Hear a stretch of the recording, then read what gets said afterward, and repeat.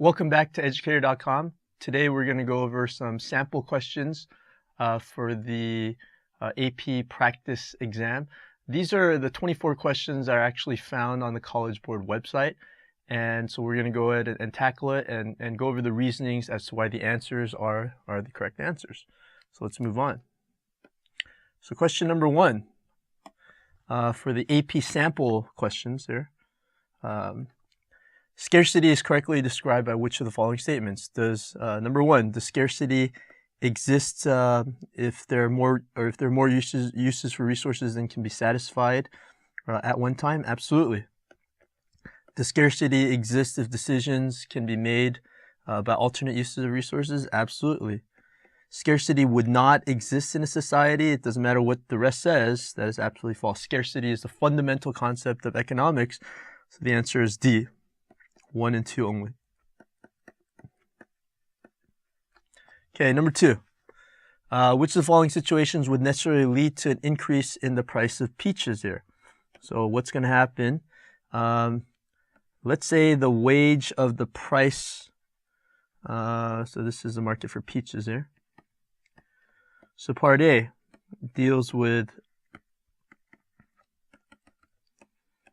the price wage paid to the peach farm workers rises at the same time that medical researchers find that eating peaches reduces the chances of person's chances of developing cancer here. So what's going to happen is that the supply shifts to the left and the demand definitely is going to increase to the right. So what you're going to have here is that the P definitely increases up there. If wages of peach farmers fall drastically, then supply is going to shift to the right. And in that case, even if there's a highly successful advertising campaign for peaches, price could either go up or down. So if the question asks which of the following might lead to an increase in the price of peaches, B might make sense, but A is actually the better answer. A breakthrough in technology enables peach farmers to use the same amount of resources. Supply goes down, so the price would go down. Prices of apples and oranges fall. These are substitutes, so demand shifts to the left, price goes down. That's incorrect. Weather during the season is ideal for peach production, so supply could actually increase. Again, price goes down. So A is the correct answer here. Wages paid goes up, and eating peaches reduces cancer. I definitely would eat more peaches if that were the case. Okay, number 3. The diagram shows the supply and demand for a normal good. If prices rise from P1 to P2, what's going to happen here? So this is P1 here, and this is kind of weird here. This question here basically says this is what happened. How did that happen? So you have to use a little bit more detective work. So the one way that can happen is if the demand increase. So what could cause this demand to increase here? And the answer is A. If consumer income goes up, that causes that demand curve shift to the right, and therefore the price actually increases. Okay, number 4. Let's go ahead and use purple here for number 4. Perfectly competitive producer of steel rods and steel beams employs 100 workers with identical skills. If steel rods and steel beams sell for the same price, which of the following rules should the producer always follow to use 100 workers efficiently? So here, there's nothing really you calculate here. You just have to figure out if the rules are right. Allocate workers so that the average cost of producing beams equals the average cost of producing rods. No, we don't really care about the average. We care about the marginal here. Allocate workers so that the marginal product of labor is the same in both rod production and beam production. That is absolutely correct. You want to allocate so that the marginal product of labor is the same for both rods and beams. So that is absolutely true here. Allocate half the workers to rod production and half to workers to beam production. Sounds fair, but it's not economically accurate, so that is incorrect. So the answer is B, which is 2 only. You want the MPLs to equal each other, since again the price of both the rods and the beams are exactly the same here. Number 5. Assume a consumer finds that his total expenditure stays the same after the price of compact discs declines. What is true after this price change? This one, if you don't read this carefully, you might incorrectly say that that it's perfectly inelastic. But what's said here is not that the quantity stays the same, but that the expenditure stays constant, right?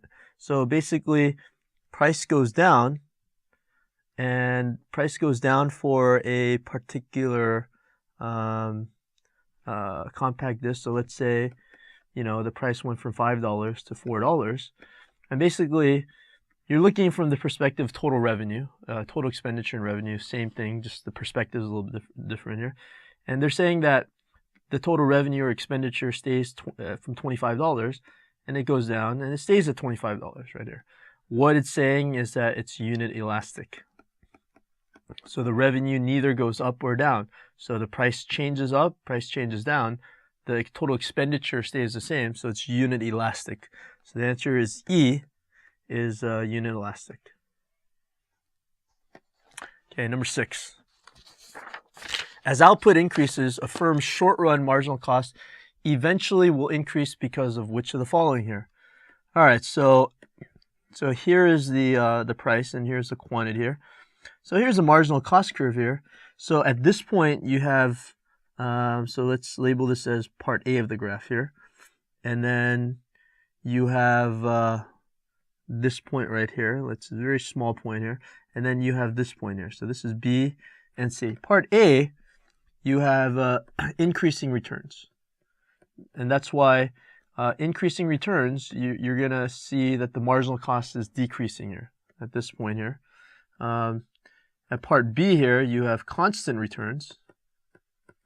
So meaning, again, this is generally going to be a smaller part of marginal cost, but marginal cost stays constant. And then you have diminishing returns. And basically, whenever you produce something, at some point you're going to get diminishing returns. And it doesn't mean that you stop. It just means that you get diminishing returns. And this is what this is highlighting here. So this is part A of this graph here, part B and part C. So the answer to the problem is E, which is diminishing returns. So eventually, the marginal cost is going to increase because of diminishing returns. Okay, number 7. For a firm hiring in a perfectly competitive labor market, if the MRP goes downward at some point because as more of a factor is employed, which of the following declines? So if the MRP is decreasing, which of the following decreases as a result? Well, what is the MRP? The equation for MRP equals MPL times the price. Well, if the MRP is decreasing, that means, well, the price usually is probably going to stay constant, and price actually isn't one of the possibilities here. So that means the marginal product here, the marginal product of labor here, is also going to go down here. So the answer is A, marginal product. Number 8. Which of the following is true when you examine the relationship between average and marginal cost? Well, one thing here is if the average variable cost is going up, what caused the average variable cost to go up? Well, it's the marginal cost.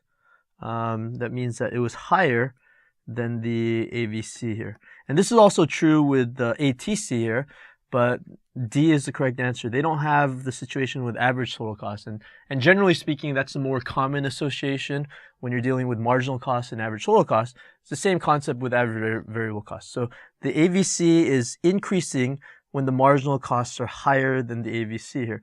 So if the marginal cost is right here and the AVC is like this here, if the MC is higher than the AVC, then the AVC is being brought up, because as you add more and more of a quantity, the marginal cost, as that increases, the AVC is being increased. Whereas if the marginal cost is going to be below the AVC, then the AVC is going to be decreasing as a result. Okay, number 9 and 10 are basically referring to one graph here. So let's go ahead and draw the situation here. And you're basically having a marginal cost. You're having an average total cost here. And then you have an average variable cost. Okay, at price 0A, so I'll just identify 0A right here. And then where is A? A is going to be where it hits the ATC here. So not the neatest graph here, but it'll suffice. So here's the output. So at 0A, the economic profit would be where? Well, the economic profit would be the marginal cost. The marginal cost equals the marginal revenue right here. So this here is the marginal revenue. So this is H right here. And then the ATC here is right here. And this is A. So this area right here, which is ABHK. So the answer is going to be B, AB, KH. So that's the answer for number 9. Now number 10, in the short run, where is the firm going to stop production? Well, if the price is less than the AVC, so here is D. So if the price falls below this price right here, so number 10 is D, which is 0D. So if it falls less than this, the rule is price is less than AVC, then you shut down. Okay, let's look at number 11. So if the marginal cost curve of a monopolist shifts up, which of the following is going to happen to a monopolist price and output? Okay, so this is a very basic question here. So if for a monopolist, here's the demand curve, and here's the marginal revenue curve, and here's the MC here. So let's say this is MC1 here. If the marginal cost curve increases, so meaning it shifts up, so the marginal cost increases, it shifts up, then here's the marginal cost 2 here. So the original profit maximizing quantities right here, the original profit maximizing prices right here, but if you shift it upwards here, then you have Q2 right here, and you have P2. What did you do to the price? You increase the price and you decrease the quantity. So the price goes up, quantity goes down, so the answer is going to be E, where the price is going up and the quantity is going down. The answer is E right there. Number 12. If a firm in a perfectly competitive industry has been dumping toxic waste free of charge into a river, government action to ensure more efficient use of resources would have which of the following effects on the industry's output and product price? Okay, first thing you want to recognize that this is a negative externality. We don't like toxic waste in society here. So here's a marginal, actually, it'd be a little bit different here. So this is the marginal benefit here, and since it's free, since there's no charge here, there's going to be an amount of pollution that a firm is going to dump in. However, there's a negative externality here, so this is a marginal social cost.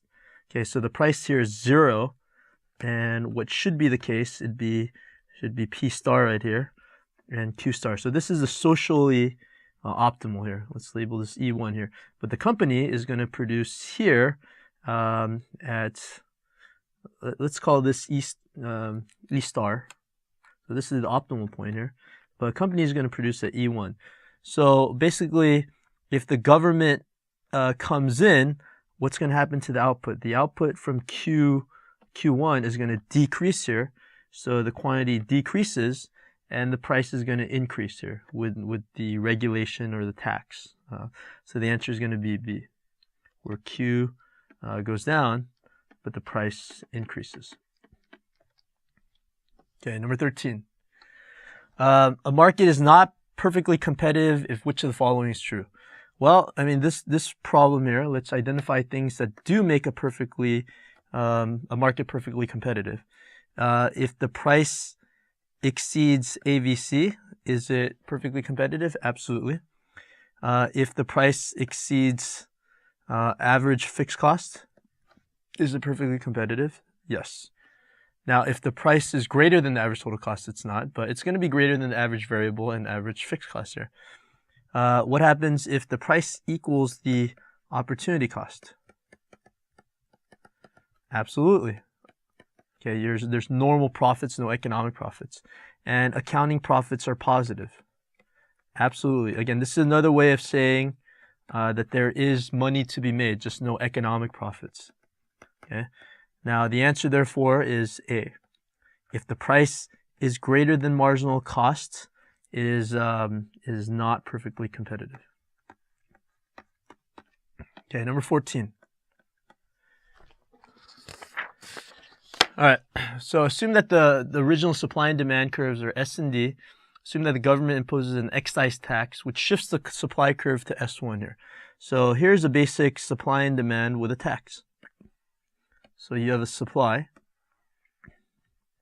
and you have a demand. Quantity, Q1 here, equals Q0, and this is P0 here. So if there's a tax equal to this amount here, then here's the S1. What you're going to have here is the total amount of tax collected by the government is going to be this area right here, which is illustrated by P1, this is G, this is I,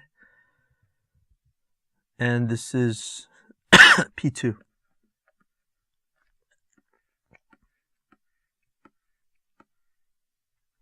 So this is, the answer is going to be B, which is P1, G, I, and P2. So which of the following bears the total tax of the burden? Number 15 here is going to be a little bit of both. So basically, bearing the burden of the tax, if it's not perfectly elastic or inelastic one way or the other, they're going to share the burden. So the answer is C. Producers and consumers, they share the burden. Okay, number 16. The deadweight loss is going to be this area right here. So this is G, this is K, this is I.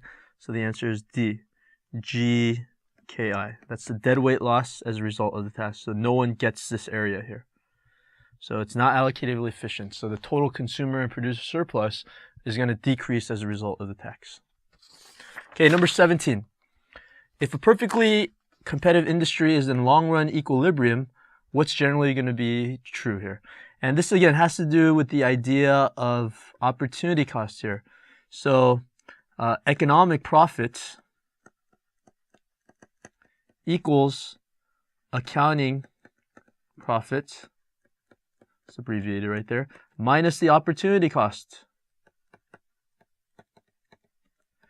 So that being said, in a perfectly competitive industry, what's going to be true? So the answer is C, because firms' return is equal to the opportunity cost, right? So if the economic profit equals 0, and then the accounting profit minus the opportunity cost, if you subtract those two, that's basically saying that the accounting profit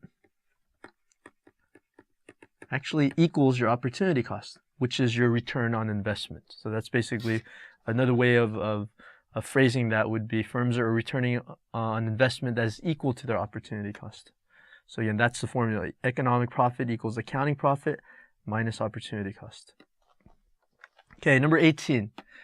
From the point of view of economic efficiency, a monopolist produces what? Again, it seems like a lot of these questions are testing the same concept over and over. So again, this test is not going to be that difficult if you understand a couple of basic concepts here. So here's a profit maximizing price and quantity here. Well, a monopolist produces too little. Here's the allocatively efficient point here. So the quantity is too little, and the price is just too high right here. So here's the price that should be charged, but a monopolist charges too high of a price. So the answer is D. Too little of a good, and the price is too high. Okay, number 19 is actually a game theory question. If you looked at the previous 60 question multiple choice in 1995, you're going to see that there was no game theory question. The reason why is that in 2007 was the first year that they actually introduced, the College Boards introduced game theory. So this is the token game theory question in the new sample. So this is a little bit more of an updated sample multiple choice question test, even though there's only 24 problems there. So number 19, the matrix shows that the profits associated with strategic decisions of two oligopolies, Bright and Sparkle. The first entries in each cell shows the profits to Bright and the second to Profit. What are the dominant strategies for Bright and Sparkle? Okay, so if you look at Bright, okay, if Bright decides to go with strategy 1, okay, what is Sparkle going to do? Okay, Sparkle is going to choose strategy 1. Okay, why? Because 6,000 is greater than 4,000. Okay, now if Bright goes strategy 2, then what is, again, this is perspective of Sparkle.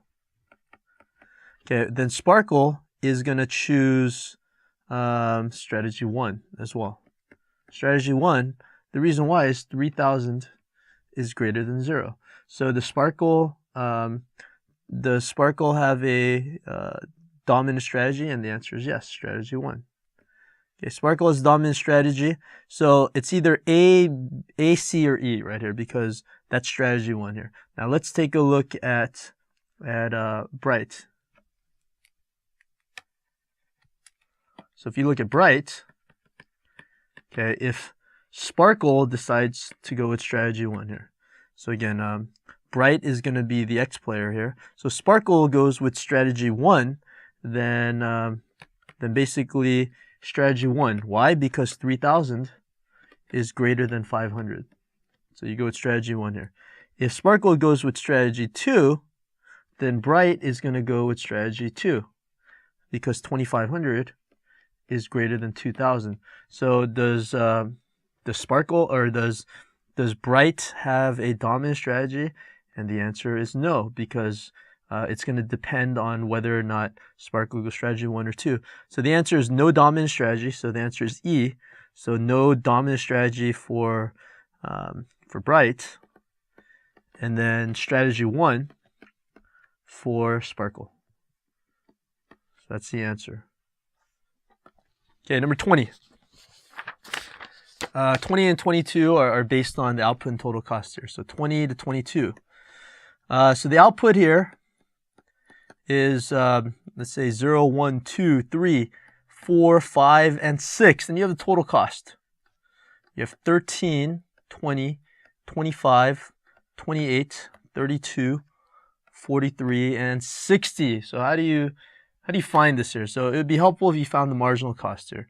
So obviously there's no marginal cost of 0, because that's the fixed cost, 13 right here.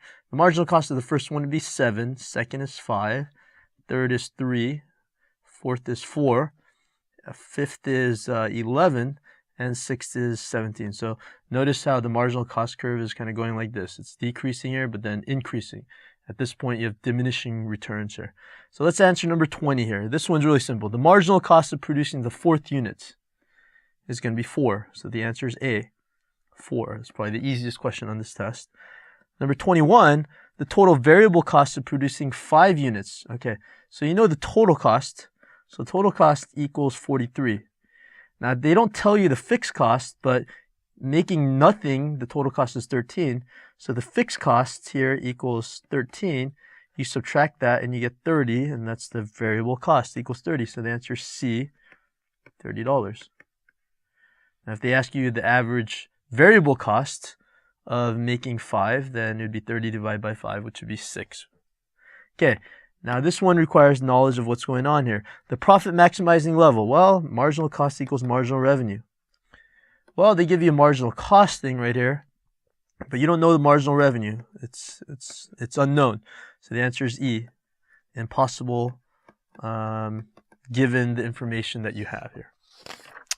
Okay, and then the final 2 problems. Let's go ahead and finish off this portion of of the review here. The graph shows the market for good X. The letters in the graph denote the enclosed areas. The government imposes an excise tax of $T. Then which of the following represents the consumer surplus, producer surplus, and deadweight loss after the imposition of the tax here?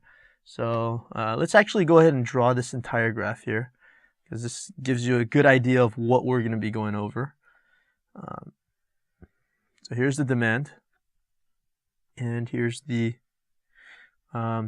supply before. So this is before the tax, and here's the supply after the tax. Okay, and here's the amount of the tax. So right here, this would be, actually let's go ahead and have the appropriate lines and dotted lines. Okay, so this is I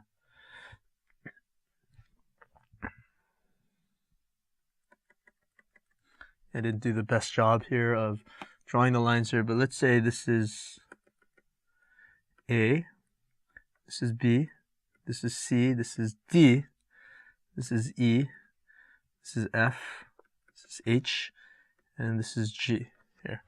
So where's the consumer surplus again after the tax? Well, the consumer surplus is going to be A. Okay, what used to be, so I'm going to go even further here, the old CS, and here's the new CS. The old CS is going to be A plus B plus C plus D here. So you lost this entire BCD here. So here's the new CS here. Now the producer surplus, so this is the old producer surplus. It's going to be HFEG here. So H plus F plus E plus G. The new producer surplus is only going to be that G area here, because you lost that. Okay. Now what's the deadweight loss? Well, first of all, there's no old deadweight loss. So the only, you call this the new deadweight loss, but just the deadweight loss is going to be D plus E. So we found the consumer surplus, producer surplus, and deadweight loss without looking at the answer choices. And so the answer is going to be A, G, and D plus E. And the answer for that is going to be A. And finally, the Lorenz curve.